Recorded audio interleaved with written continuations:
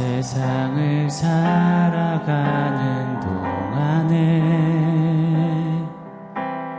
나의 힘을 의지할 수 없으니 기도하고 낙심하지 말 것을 주께서 참 소망이 되심이라.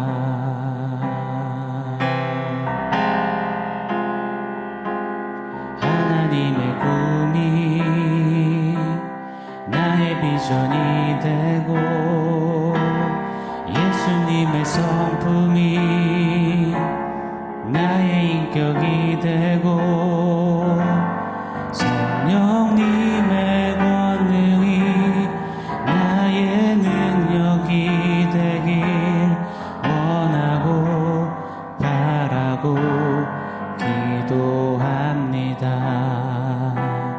하나님의 꿈이 나의 비전이 되고 예수님의 성품이 나의 인격이 되고 성령님의 권능이 나의 능력이 되길 원하고 바라고 기도합니다.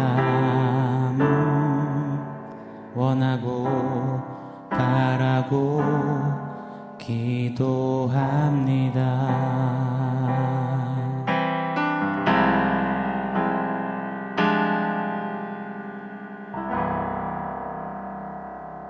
샬롬. 오늘 우리에게 주시는 하나님 말씀은 에베소서 3장 19절 말씀입니다. 우리 같이 한 목소리로 읽겠습니다. 그 너비와 길이와 높이와 깊이가 어떠함을 깨달아 하나님의 모든 충만하신 것으로 너희에게 충만하게 하시기를 구하노라. 아멘.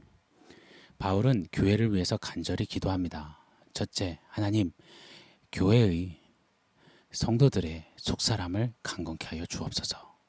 겉사람과 속사람이 끊임없이 대립하고 대치하는데 그때 교회의 성도의 어떤 힘으로 불과하니 내주하시는 그리스도께서 손님이 아닌 친히 주인이 되어주시고 주체가 되어주셔서 그래서 낙심하고 흔들거리는 교회 성도가 아닌 속사람이 강건케 되어지는 역사 이루어 주옵소서.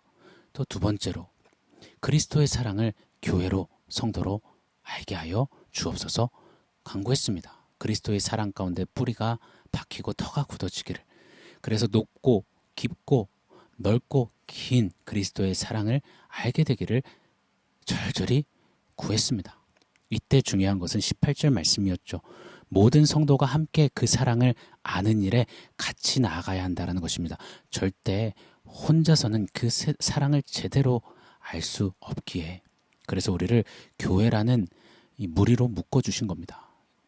고로 교회는 내가 대접받고 내가 섬김받고 세상살이에 치여서 눈치 보고 지쳐 살다가 교회에 와서는 한번 내 존재감 뿜어내보겠다고 목소리 내겠다고 하는 것이 아니라 서로에게 그리스도의 사랑의 샘플이 되어주고 서로 그 사랑을 배워가고 닮아가는 공동체, 그것이 교회이고, 그래서 교회는 우리 모두에게 소중하며 교회는 그리스도의 사랑을 목표하며 달려가는 곳이더라고, 그렇게 위하여서 기도하고 있습니다. 그렇게 교회가 온 성도들이 모두 함께 그리스도의 사랑의 강권함을 받고 날로 더 그 사랑에 잠기고 매이는 교회, 성도가 되게 하옵소서. 바울의 이 절절한 기도가 우리 모두의 기도요, 그 기도대로 역사하시는 줄 믿습니다. 오늘 마지막 세 번째 기도의 내용입니다. 간략히 상고해 보겠습니다. 본문 19절 말씀을 제가 한 번 더 읽어드리겠습니다.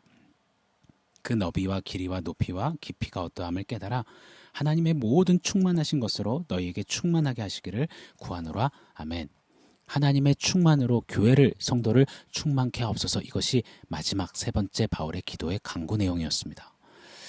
속사람이 강건케 되고 모두가 함께 그리스도의 사랑을 알아가면서 이제 교회는 하나님의 충만으로 충만케 되어질 것을 간구하는 겁니다. 자, 그럼 하나님의 충만으로 충만케 된다, 이것은 무슨 뜻일까요?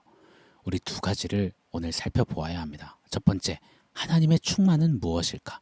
두 번째, 그 충만으로 우리가 충만케 된다는 것은 무엇을 말하는 것일까? 자, 첫 번째입니다. 충만케 하옵소서에서 이 충만은 원어로 플레로마라는 단어가 사용되었습니다. 하나님의 속성을 설명하기 위한 단어입니다. 사랑하는 여러분, 하나님의 속성을 피조물에 불과한 저와 여러분, 우리의 언어 한 단어로 표현해서 담아낼 수 있겠습니까? 스스로 존재하시는, 영존하시고 자존하시는 그 하나님의 성품을 우리 인간이 감히 우리 언어로 이러쿵저러쿵 담아낼 수 있을까요? 절대 결단코 불가합니다. 그래서 바울은 하나님의 속성을 그저 할 수 있는 최선을 다해서 애쓰고 애써서 표현하고 담아내는 것이 하나님의 충만이라고 외친 것입니다. 하나님은 충만하십니다라고 말이죠.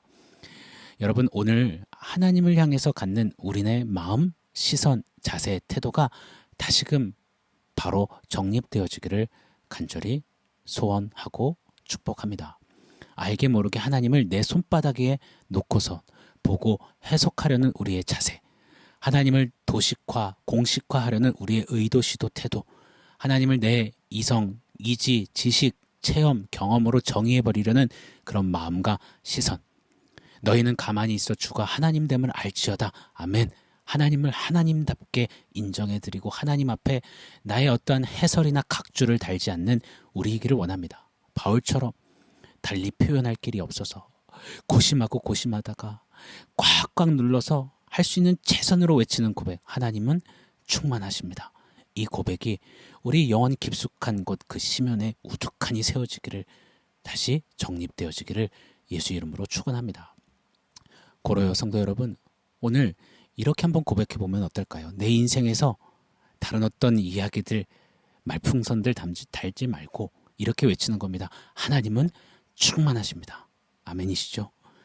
우리 가정과 내 삶의 터전에서 하나님은 충만하십니다. 아멘이시죠? 날로 어두워져가고 암울해져가는 이 시대, 세상, 그 가운데 하나님은 충만하십니다. 지탄받고 힘을 잃어가는 듯 보이는 교회는 그럼에도 여전히 그 안에 하나님은 충만하십니다.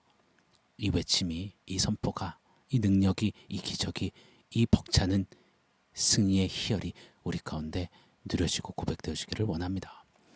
성경은 그 충만하신 하나님을 감히 우리가 헤아릴 수 없기 때문에, 측량할 수 없기 때문에 우리가 알아들을 수 있는 언어로 친절히 성경 곳곳에 쭉 일맥상통하게 소개하십니다. 하나님의 충만에 담긴 하나님의 대표 속성으로 공의와 사랑을 말입니다. 하나님의 충만은 하나님 당신의 공의와 사랑을 가득히 담아내고 있으신 겁니다.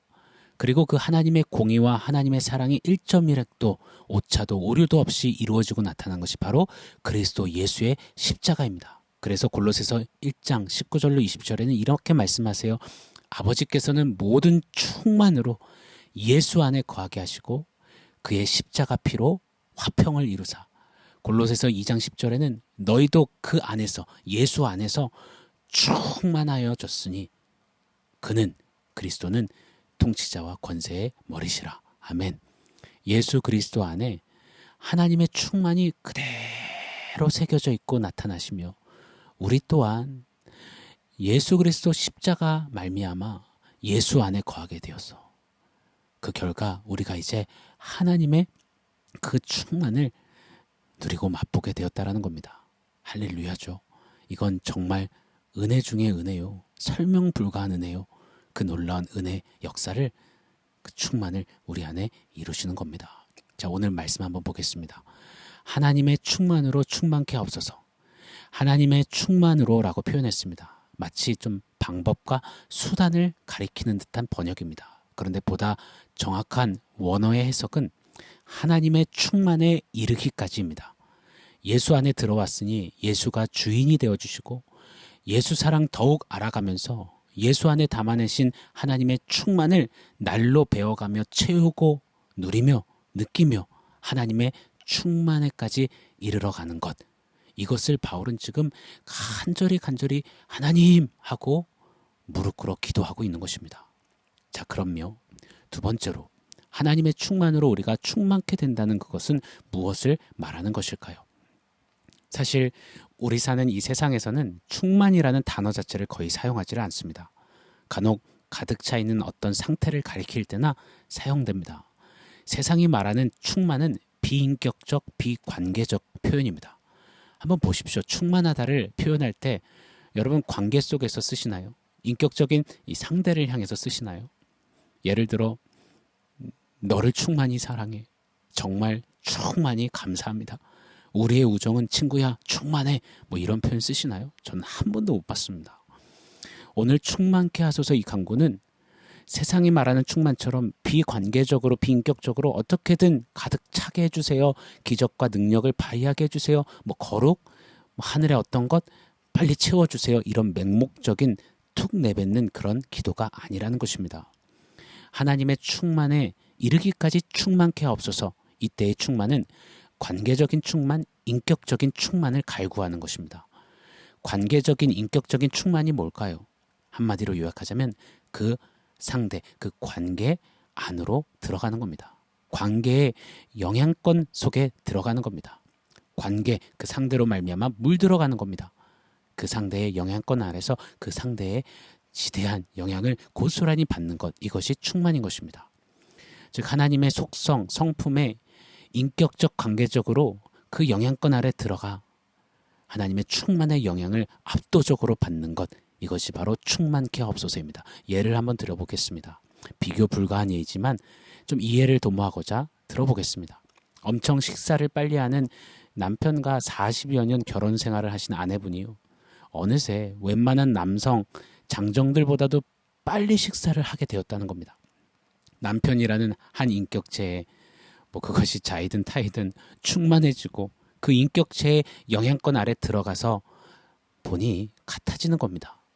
내가 좋아하는 것도 내 음식 기호, 음식 먹는 어떤 속도, 내 라이프 스타일까지, 내 스케줄까지 모든 것이 그렇게 영향권 아래 들어가 같아진다라는 것이죠.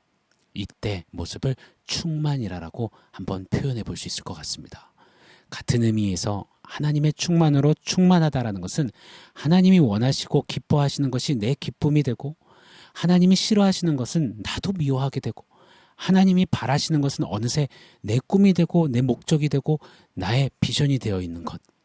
그렇게 하나님의 충만, 그 영향권 아래 들어가는 것이 바로 충만케 하옵소서 이 간구의 내용인 것입니다. 절정인 것입니다.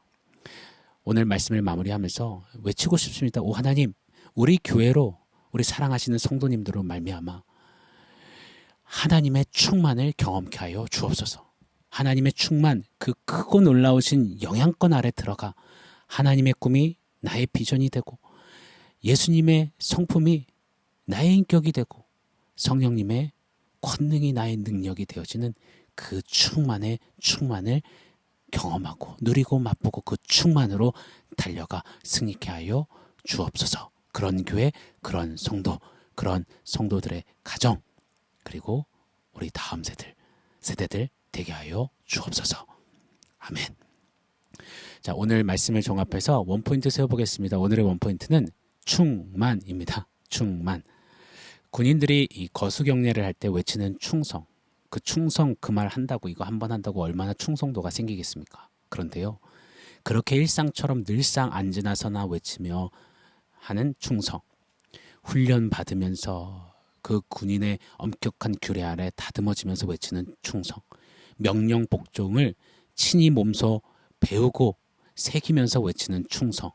그렇게 수도 없이 외치는 충성이 전쟁이 일어나고 나라를 지켜야 하는 급박한 상황이 될 때 그 어떤 상황일지라도 죽음이 펼쳐지는 그 공포와 두려움이 있는 자리일지라도 조국 나라의 명령 앞에 충성 외치며 거침없이 뛰어들게 만든다라는 것입니다. 우리도 군사처럼 그리스도의 군인 아닙니까? 군사 아닙니까? 충성 외치듯 충만을 외쳤으면 좋겠습니다. 시도 때도 없이 어떤 상황에도 말입니다. 충만 외칠 때 그때 하나님의 충만에까지 날로 더욱 이루게 하실 줄 믿습니다. 충만 외칠 때 하나님의 뜻에 더 가까이 들여지고 충만 외칠 때 하나님의 성품을 내가 닮아가고 그분의 성품 안에 잠겨지고 충만 외칠 때 죽음도 불사하는 이기는 순종으로 드려지게 될 줄 믿습니다. 오늘 한날 사랑하는 성도 여러분, 우리 바이탈이요, 우리 주님께 충만 외치지 않겠습니까? 우리 삶의 모든 영역을 향해 충만, 하나님 충만하십니다 외칠 때 하나님의 충만에 이르기까지 우리를 충만케 하실 줄 믿습니다. 아멘. 사랑하는 성도 여러분, 오늘 말씀과 원포인트 기억하면서 우리 함께 기도하겠습니다. 우리 충만 외치면서 하나님은 충만하십니다. 그 충만에 이르기까지 당신의 충만으로 충만케 하여 주옵소서. 우리 간절히 사모함으로 주님 앞에 부르짖어 기도하겠습니다.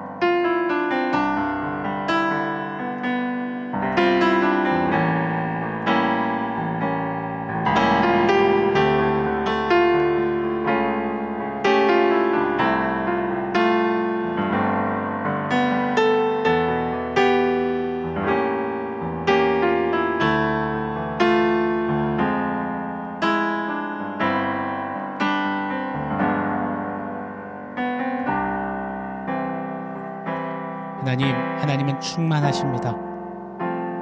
이 충만하신 하나님 예수 안에서 우리로 누리고 보고 경험하고 맛보게 하시니 참으로 감사합니다.